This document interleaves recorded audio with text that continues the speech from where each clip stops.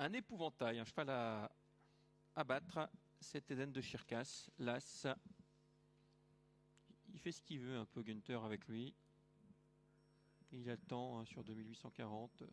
Alors par contre, Marc Moss, est-ce que j'ai rêvé ou est-ce qu'il disait que le fait qu'il n'y ait pas l'autostart, ça va peut-être le desservir, mais là il Ouais, est là. mais elle est là. Donc ça va être intéressant. Eden de Chircas qui part à sa main tranquillement. Günther Loa ne veut pas aller trop vite.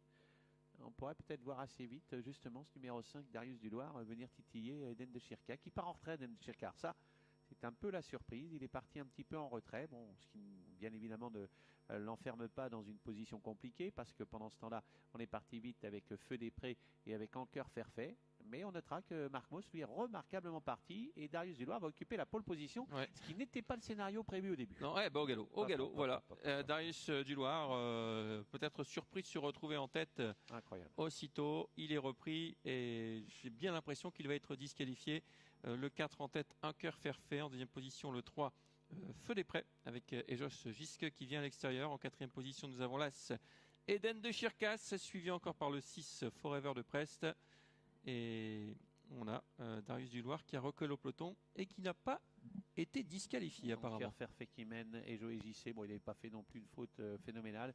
Ensuite il y a le numéro 3 Feu des Prés qui vient à ses côtés, Eden de Chircas. Ce sera dur bien sûr pour Darius du Loir car il a compromis ses chances alors qu'il avait vraiment la pole position. Pendant ce temps-là le 7 et José JC essaye de venir s'emparer de la tête que lui conteste Anker Fairfait numéro 4. Sur un deuxième rideau, l'As Eden de Chircas et la casaque blanche suivi comme son ombre par Feu des Prés. Darius du Loir est à l'arrière-garde. Ouais, je pense que c'est pas plus mal qu'il se retrouve dernier comme ça. Darius du Loir, il reste un tour et demi à effectuer. Il a largement le temps de faire le dernier kilomètre. Et donc, je vous confirme qu'il n'a pas été disqualifié. Toujours les mêmes positions en tête. Anker Fairfait avec Ejos Gisque qui est à l'extérieur. Le favori Eden de Chircas passe à l'offensive. Il vient en troisième épaisseur. Et il va dès lors durcir le train de cette épreuve. Oui, il va venir s'emparer du commandement et personne ne va pouvoir le contrer vu la facilité avec laquelle il est en train de venir. Eden de Chircas prend la tête. Deuxième place pour le 4, Anker Fairfait. Troisième place à l'extérieur pour le 7 et Joey JC. Plus loin se tient Feu des Prés. L'arrière-garde pour des concurrents comme Darius du Loir, donc qui est à l'arrière-garde quasiment depuis sa faute. Ouais, j'ai l'impression qu'il est gêné par le fait de ne pas avoir de fer. On a vu Marc Moss plusieurs fois se pencher vers les postérieurs de son cheval. Il sait pas trop quoi en faire. Il vient d'être disqualifié le 5. Il est disqualifié. Regardez, Marc Moss qui regarde un peu les allures de son cheval. Ça ne se passe pas bien. C'est terminé pour Darius du Loir. On est à un tour du but avec Eden de Chircas, là, qui a l'avantage. Dans son sillage, le 4, Anker Fairfait. Le 7, Ejos Gisque qui vient à l'extérieur. Le 3 en quatrième position, Feu des Prés. Et c'est le 6, Forever de Prest qui ferme la marche. Regardez à l'extérieur le cheval qui s'est retiré, Darius du Loir. Comme il était contrarié, ça allait pas. C'est dommage parce que sincèrement, il avait l'air derrière d'être parfaitement délié. Pendant ce temps-là, Eden de Chircas contrôle les opérations. Il est suivi en deuxième position par le numéro 7 et Joey JC. Dont loin se tient le numéro 4, Anker Fairfait. Avec également un peu plus loin Feu des Prés. Et puis le numéro 6, Forever des Prest. Ça a l'air de se passer comme dans un rêve pour Eden de Chircas. Regardez la position des mains de Günther Loa qui trahissent là encore également pas mal de ressources à milieu en face. Il se retourne à gauche, il se retourne à droite. Il est tout seul en course pour le moment.